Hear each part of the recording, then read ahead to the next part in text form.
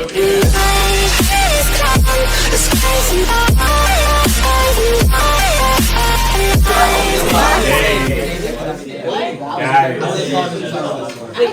up. We have to do notes today. Yeah, I would rather do notes than whatever. They just jumped across the Start throwing things.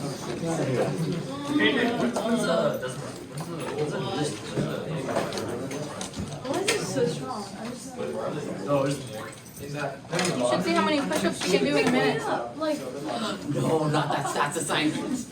That assignment was embarrassing. Well, I'm not taking it. I went on a I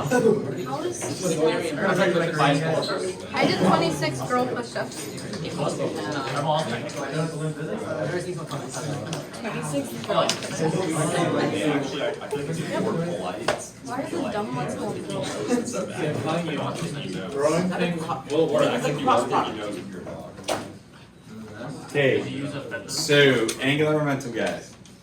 So remember, linear momentum is mass times velocity, and angular momentum for a point mass is going to be the linear momentum times the radius.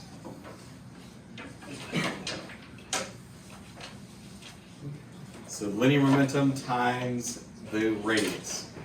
And basically what's going to happen is if it's not basically straight on, then you're going to be at an angle, so you're going to have to use sine theta.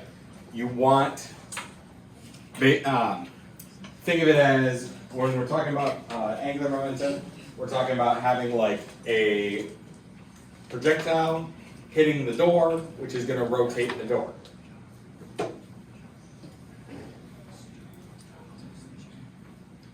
And angular momentum is, they abbreviate it as capital L. Because, you know, that makes the most sense. Duh. What is the tiny L in like the diagram? Why is it off to the side of the screen? It's, I originally took this from like a problem, so that's like a different particle. Okay, so this is Don't worry about that, yeah. Okay. I didn't even actually like, think of that. I should probably, I'm gonna erase it.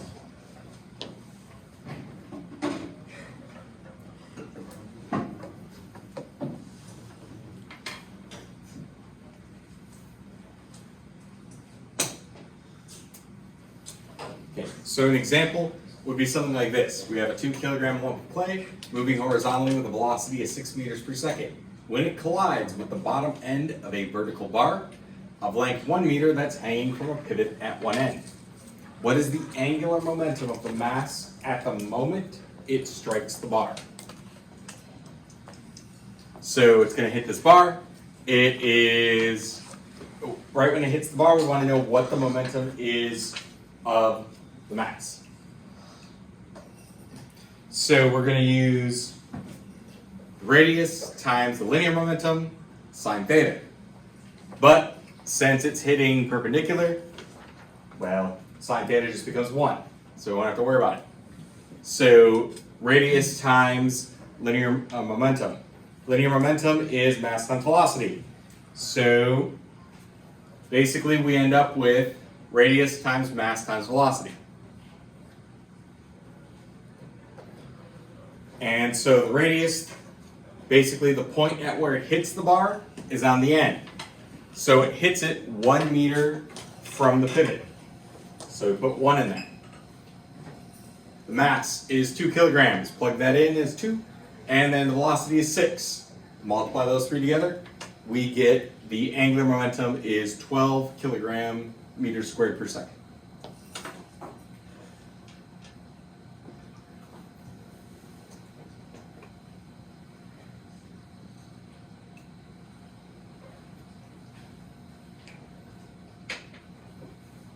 So basically, we take our linear momentum, just multiply by the radius, and we get our angular momentum.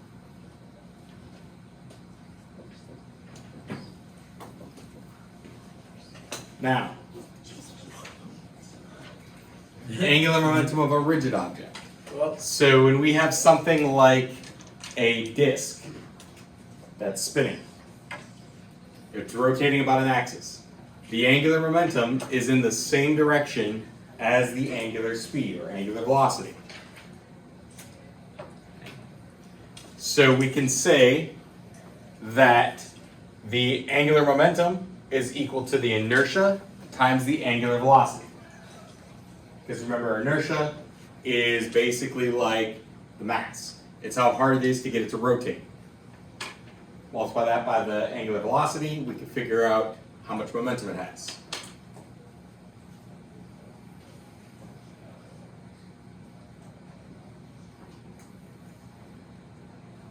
And so kind of where this is coming from is saying we take momentum, angular momentum, which is the radius times linear momentum, and linear momentum is mass times velocity. So if we do mass times velocity of where an object were to where we're rotating it from, we have that radius. So then we end up with mass times the radius times, or let me say that again. If we're going from linear velocity over to angular velocity, remember V equals the Wumbo times radius. So if we substitute that in here, combine the r's together, we get mass times radius squared times omega. And so what we're going to do is, for momentum, we just add all the parts together. So similar to when we were talking about just linear momentum. Remember, if we had multiple cars, and we would say the momentum of the first car plus the momentum of the second car, and so on. We would just sum all those up, and we end up getting our equation here. So L equals I omega. You don't really need to worry too much about where it's coming from, but basically the idea is that we're taking the momentum equation and we're saying, okay, well, we know momentum is related to velocity. So how do we go from angular velocity or linear velocity to angular velocity? And when we combine those equations together, we end up with I omega.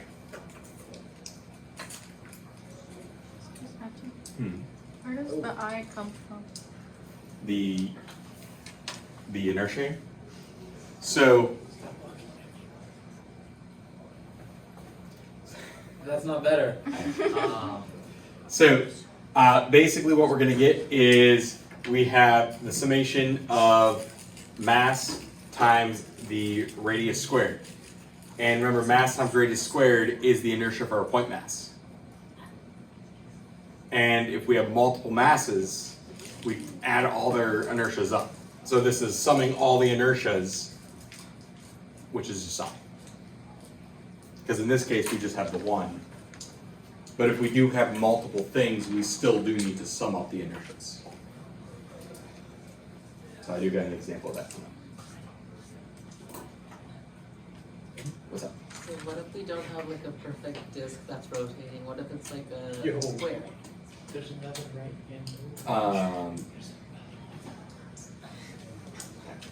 hand. So if you have something like that, as long as you know what the inertia is to get it to rotate, like usually they'll give you the inertia equation, then that's all you really need.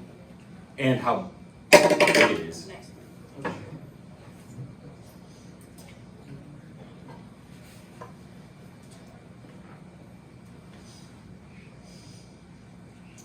is really crap.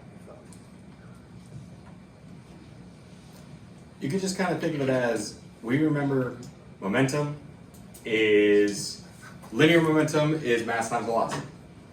Well, rotationally, what's similar to mass?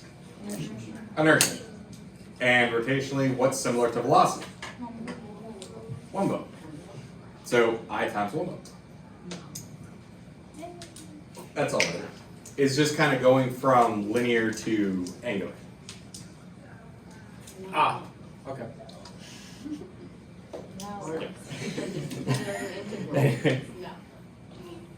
Okay, so an example here.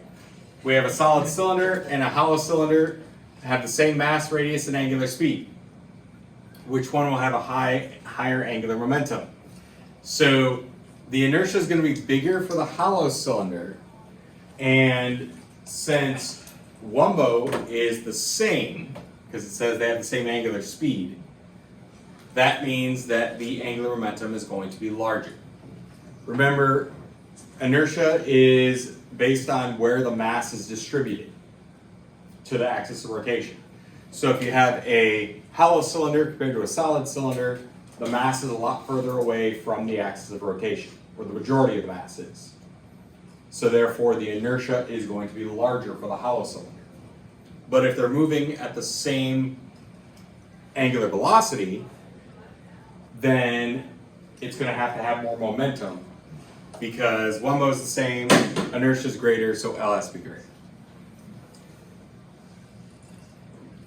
So there are always some conceptual questions like this where they'll have like multiple objects maybe rolling down a ramp, and it'll say things like which one has more momentum at the bottom. So you just basically compare omega and the inertia. A lot of times it'll just say your angular velocity is the same for all. So then it's really just inertia.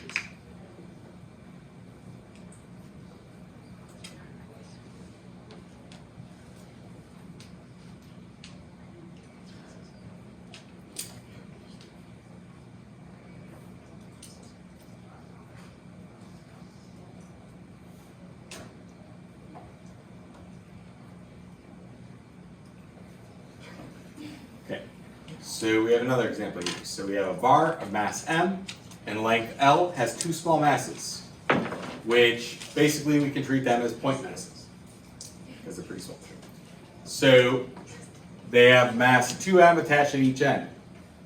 The bar rotates around the center with an angular speed 1 What is the angular momentum of the bar?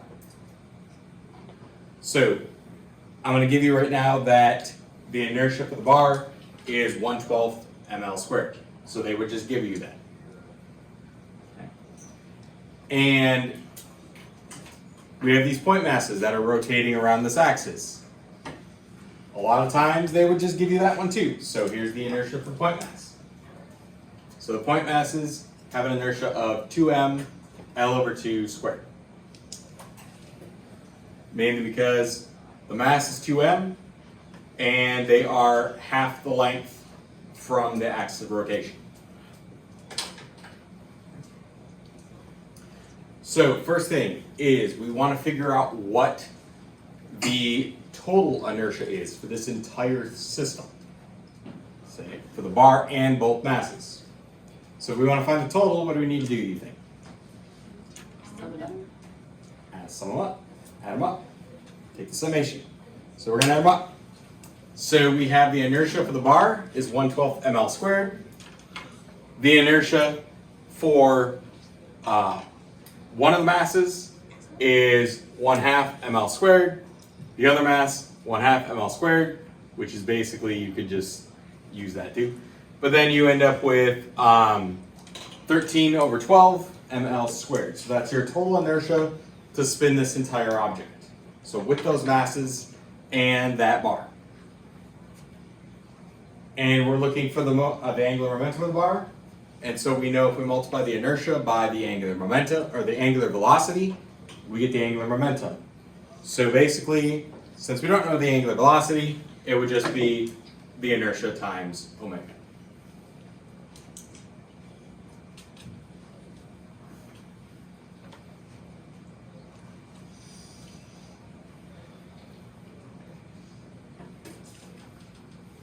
Any questions there?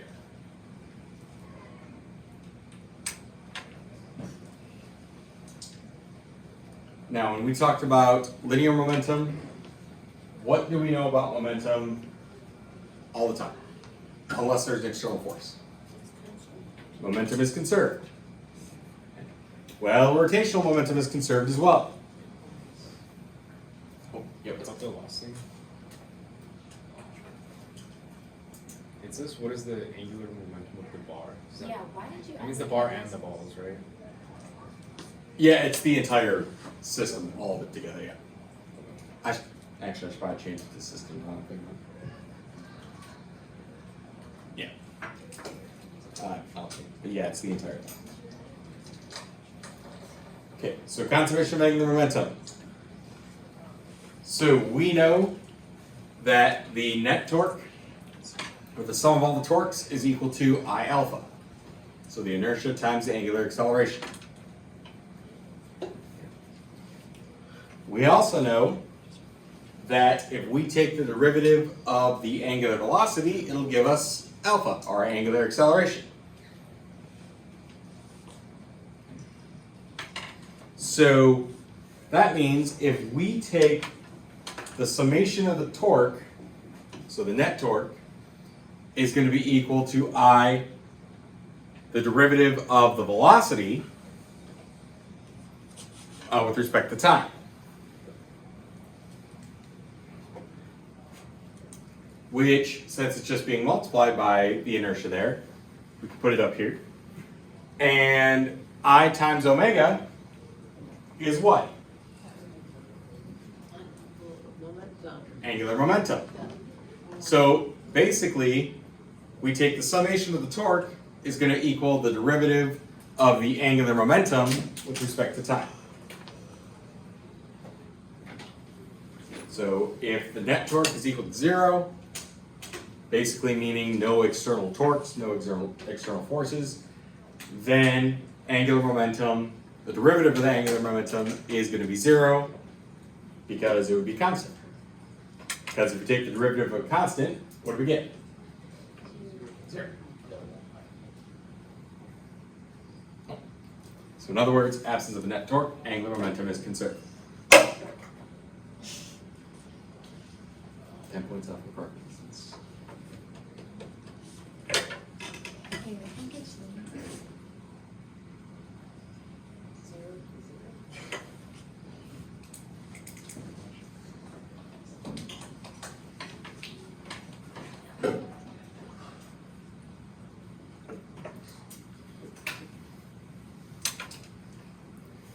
So all this slide is really saying is, we've talked about momentum is conserved as long as there's no external forces.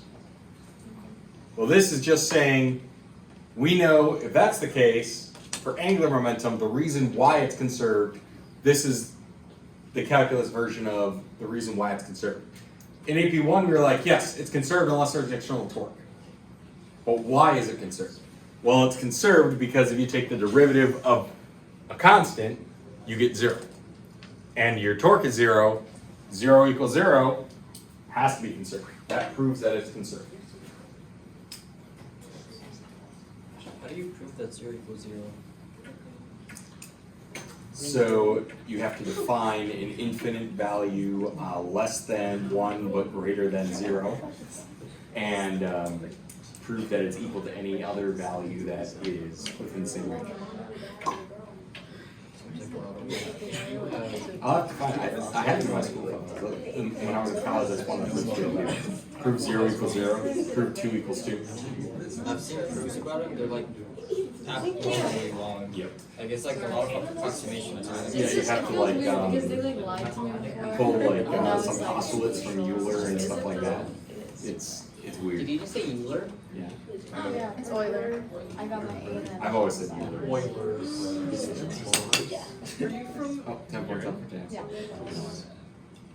So, Anyway, what's up? so torque is a constant number, like any number, and the derivative would still be 0. So why wouldn't, if the torque is like a constant, why would linear momentum not be conserved then? So, we're saying this is the torque being exerted like within the system. So there'd be like an outside torque. Then we would have. Yeah, but if we have an outside torque, then we would have a change in angular momentum. Okay. So, guys, here's another example. So it's very similar to the one I just did, or I did a minute ago. So we have that 2 kilogram lump of clay moving horizontally, still at 6 meters per second. It collides with the bottom end of a 3 kilogram vertical bar, length 1 meter, hanging from the pivot on one end. Now we're asking, what is the angular velocity of the bar after the collision, assuming the clay sticks to the bar? Well, we already solved for the angular momentum of the clay itself. And so remember that is the radius times mass times velocity. And what is our angular velocity? Our angular momentum? 12.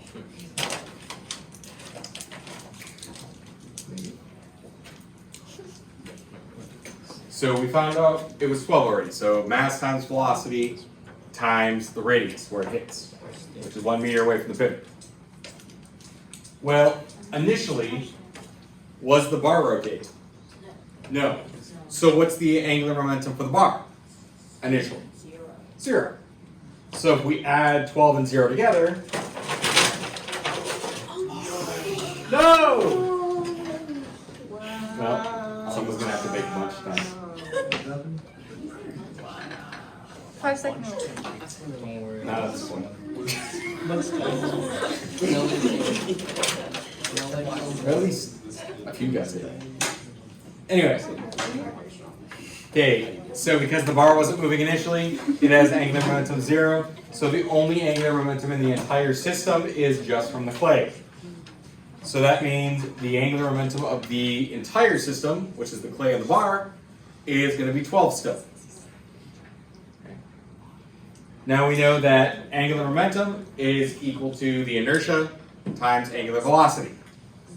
Since we want to know what the velocity is once the clay combines, it's going to be the angular momentum combined is equal to the inertia times 1 mole. Because it's conserved. Now we're trying to solve for the angular velocity. So if we divide both sides by the inertia, we get L over I here. So that's what we're going to be solving. Well, we know what L is. We already found that to be 12. Now we need to add up the inertias. Well, the inertia for the bar, which I gave it, well, the inertia for the bar is 1/3 mr squared. The inertia for the clay is just going to be mass times the mass times where it hit squared. So we get 2 times 1. So this is for the clay. This is the inertia for the clay right here. This is the inertia for the bar. We add those inertias together to get our total inertia. So we end up with L over I, which is 12 over 3. And so once it sticks to the bar and starts rotating, it's now rotating at 4 radians per second. The moment it starts to rotate. We're not saying like 2 seconds later how fast it's moving. No, we're saying as soon as it hits and sticks, it has an initial velocity of 4 radians per second. And that's why I have it as 1 mole now. Yeah. For the momentum of the clay, where'd that 1 come from? So, momentum of the clay, we have the mass of the clay times where it hits from the pivot. And it hits a meter away. Because it's rotation, so it's got to have a radius in there. You can also think of it as it's going to stick to that bar and the entire thing is going to rotate, and that clay is now a meter from the pivot, so it's going to make it harder to rotate because it's now got a lopsided end kind of thing. What's up? Just to be sure, the inertia equations you're gonna give us like on the test, or they're gonna give it to us on the exam, right? Yeah. Okay, because it does seem like with all, there's like a common thread throughout all of these. It's like you have to pull some inertia equation. So really the main one that's used to kind of get all the other ones is mass times the distance from the pivot squared. Yes. So that's for a point mass. So something like clay hits it, point mass. But then for things like the rod or a sphere, They would give you those. okay, so you wouldn't consider the clay to be a sphere. Because it's hitting at a certain point, and kind of we're thinking of it as this lump of clay compared to the bar itself is, it's not like the radius of the clay is the size of the bar. If that were the case, then we would have to say it as like a sphere hitting the bar. Wait, so how can something that's 2 kilograms compared to something that's 3 kilograms? Like, I understand that certain things have different, different densities or something. It can't be that big of a difference. So why would you treat it as a point? It's based off the size, like the radius of it. So yes, you could treat it as a sphere, but once it actually hits the rod, is it still a complete sphere? Oh, you got me there. Okay. Yeah. So a lot of times you can treat most objects as point masses. Okay. A lot of times it'll even tell you if it's something weirdly shaped, it'll say things like, treat it as a point mass. Or they just don't give you a sphere equation for inertia. Yeah. Okay. It's probably way harder if we have to actually come to the radius of the lump of clay. What's the new radius once it squishes? What's the new radius once it squishes? Find the inertia of the squish plate. Okay, any other questions on this one, guys? No, it's even bigger.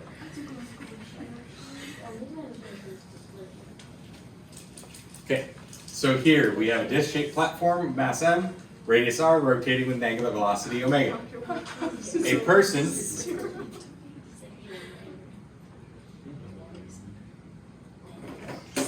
Anyway, What is going on today? things are falling. The ground is bent. The ground is hungry. No. It's not lava. Anyway, so a person with a mass m hops on the platform onto the edge. What is the new angular speed of the platform? What? I thought, never mind. Wait, what? That's not that funny, guys. That's why I'm like, what is going on? It's because I didn't read the person, I just saw mass hops on the platform, and I thought, what? I saw that too. So there's an object rotating, and we throw Janice onto the rotating object. So we want to know what the new angular speed is once this person, this mass, jumps on the platform. So the momentum is going to be the inertia times omega. Well, the inertia here, since this is a disc-shaped platform, it's going to be 1/2 mr squared is the inertia. I thought I split it. But anyway, so 1/2 mr squared times omega. So then the momentum of the disk and the person is going to be the inertia for the disk plus the inertia for the person. And we're going to treat the person as just a point mass. Makes it a little bit easier. So because they didn't actually give us the equation for the inertia of the person, we're just going to use a point mass. So it is a mass hopping. Yes. It's a point. So we'd add those together, and that times omega final. How do points have mass? Yeah. It's very dense. So I mean, it doesn't make sense. So we're going to combine this, and we end up with 1/2 mr squared is equal to 1/2 mr squared plus the inertia of the person. So this is the inertia. This is the momentum before the person's on it. This is the momentum after the person's on it. So now we have omega final there. We want to solve for omega final. So we're going to divide both sides by what's in the parentheses there. So since we don't really have any values, we end up with just an equation for it. And yes, you can simplify that a little bit, but you could just leave it like that as well. So this one is just basically saying, initially we have an angular momentum. Now the mass jumps on it. I thought you were going to start. I'm done. I'm all laughed out. So the mass jumps on the rotating platform. Now we're going to have an increased inertia, So what is the new velocity? So this was similar to when we said things like there is a stationary car and there's another cart and the one goes toward it and they hit and they combine. What's the new velocity? This is similar but just now with rotation. We had an effort reading writing rate about this last year. And I remember I tried to use this, but you didn't let me use it. I was like, can I use angular momentum? And you were like, no. You get to use it now. Yeah, you can use that. There's like a clay. A clay drops on your ball. And then it's spinning. Okay. Last thing I want to talk about is rotational kinetic energy.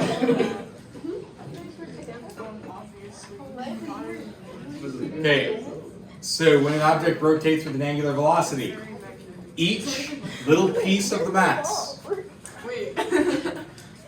Very uncomfortable.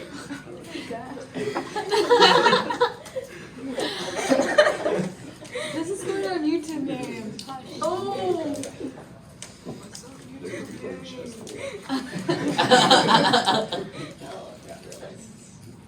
Alaska just like drops out school becoming too famous because of that.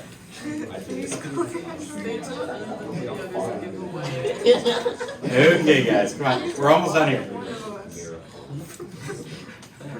So basically we have for rotational kinetic energy, if we have an object that's rotating with a velocity and we kind of separate it into separate parts. So little pieces of mass that we're going to label as dm.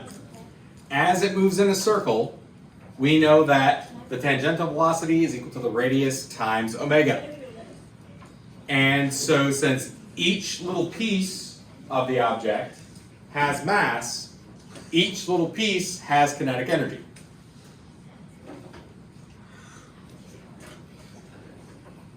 So we could do 1/2 mv squared. But since we're taking little pieces of the object, it would be dm or v squared. Now velocity, tangential, is equal to radius times Wumbo. So we can plug that in for the velocity. They're doing torque experiments back there. Did you know this is wax? That's what? The yellow. Yeah, that's fine. Everybody I didn't know that. Okay, continue, carry on. Maybe it's not a wax, but it's like. I know what it is. Take him apart. There's so much ink. Pen and ink. But don't break Anyway. the or the pen will break. That's fine. So we have 1/2 dm times radius omega squared. Oh, it's squishy. Wax. But you never break that. Like, clearly, like, we're not. I Not agree. the day to do this. Okay, I'm valid. I think you can.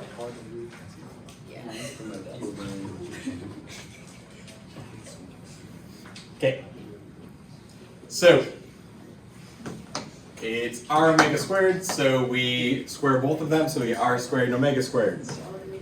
Well, dm times r squared is what? What's m times radius squared? And it's like jelly. Inertia. Inertia for a point mass. So that's inertia for a point mass. So that means we can say that the kinetic energy is equal to 1/2 derivative of the inertia times omega squared. It's pretty wild. What is, like, DK? Derivative of kinetic energy. Because what we're saying is we have one object, but we're taking little parts of it, and we want to figure out what the total kinetic energy is of that original object. Since we're taking multiple parts, each that have its own mass, we're basically saying the derivative of the kinetic energy of the entire thing is the summation of all the masses' kinetic energies put together. All the little pieces.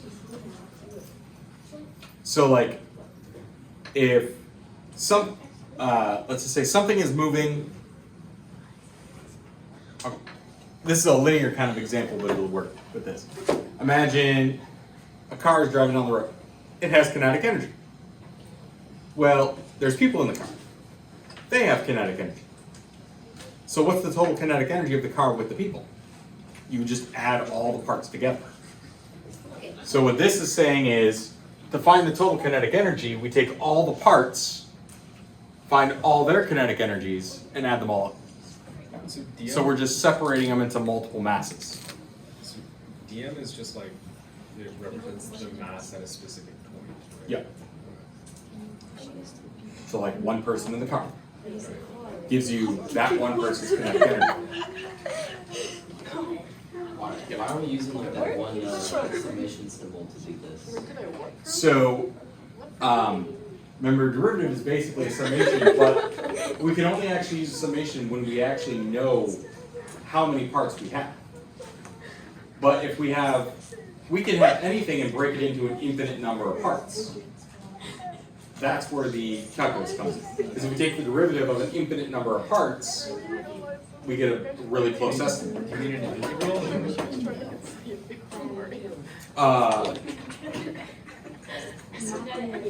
Well, yeah, they're opposite. So How is it whenever you take the derivative Well, of the integral is the summation, but right. yeah. Whenever you take the derivative of like, the kinetic energy, right? Like whenever you're taking a derivative, it's always like with respect to some variable, right? So what is it in this case? So this is kind of saying like we're taking the derivative of the mass with respect to the kinetic energy. Well, Or are we just using like infinitesimals for like really small pieces and not really, we're just kind of using infinite. Oh, okay.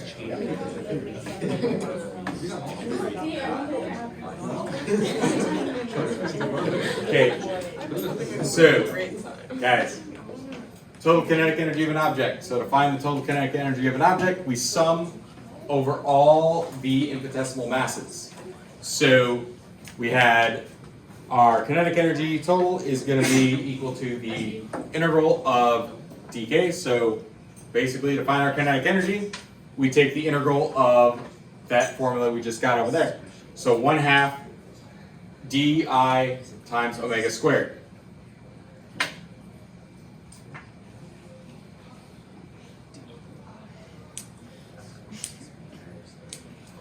But since we're taking this integral with respect to inertia, what do we know about omega here? It's going to be a constant, so we can pull it out. So since we can pull it out, basically we get the 1/2 omega squared times the integral of the inertia. So, yeah, we can't integrate, we're integrating in terms of volume. So di is just the total rotational inertia. And so we end up getting 1/2 I times omega squared. So our kinetic energy, the total kinetic energy for an object is equal to 1/2 times the inertia times its rotational velocity squared. Yes. So like we already had this, it's just like the y. Yeah. Remember, that's a lot of APC is like you guys already have seen it for the most part, but now we're just explaining the why.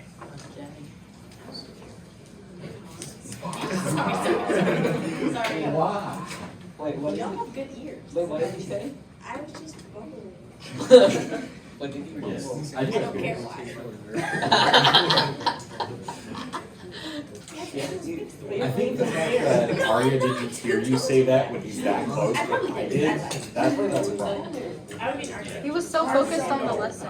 I used to be an architect for 10 years until I went and saw what they do. We know that's not true. Some of it. Good. I fixed it. Wait. Wait, why is W squared? So, well, we can't integrate with respect to that. So we consider it as just a constant. It's going to come out the same. What if it's not? Because that's the angular velocity. Or, no, that's angular Sorry, velocity. angular velocity, right? Go around it. So how do we know that? What exactly is a ring called? We're trying to find the kinetic energy. So like, remember with kinetic energy, we could find like the initial or the final. So that omega could be initial or final. What is a ring called? Well, whatever the object is. Our original object is just like a solid. It's like a disc, a bar. So it's like if the disc is going around it. We don't make them powerful. Yes. And the disc itself is rotating? It has kinetic energy because it has motion, because it's rotating. So we take how fast it's rotating multiplied by how fast it's rotating squared multiplied by the inertia of the So how do we know that it's rotating constant? Well, it might not be constant because remember kinetic energy can change. Right. So if we wanted to find what the initial kinetic energy was. Oh, so this is the energy at a certain point in time. Okay. Oh, okay. Oh shoot, this. That's why I don't have a subject for one. Is that the last slide? I mean, why else? Hey guys, so we do got a couple more to go, but we'll finish up tomorrow. And then I will push out, I did push out a breakfast already, but I'll push out the review as well.